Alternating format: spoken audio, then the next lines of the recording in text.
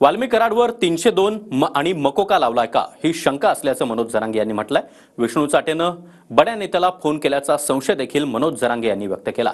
Dhananjay मुंडेंचे mobile जप्त करा अशी मागणी देखील मनोज जरांगे यांनी केली आहे।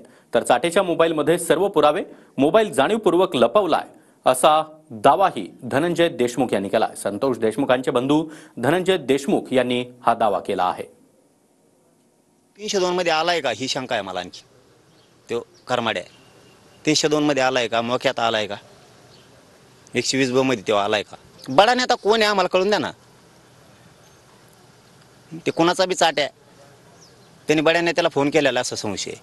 मग धनंजय मुंडेलाच केला का? शंका येते आम्हाला, संशय आहे आम्हाला। त्यालाच केलेत का काय? त्याचा शिडीआर घेतलेत का? धनंजय मुंडेचे मोबाईल सगळे जप्त केलेत का?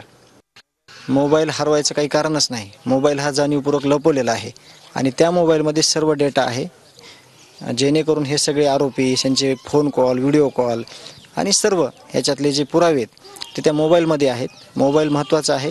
नुसता त्या मोबाईल हरवल्याचा किंवा त्यांनी नष्ट केल्याचा म्हणजे त्याच्यावर गुन्हा नोंद होऊन महत्त्वाचं नाही। त्याच्यातले सगळे पुरावे बाहेर आले पाहिजेत, तर तपासात गती येईल आणि सगळे हे आरोपी आहेत यांच्या अजून खोलापर्यंत जायला सोपं जाईल।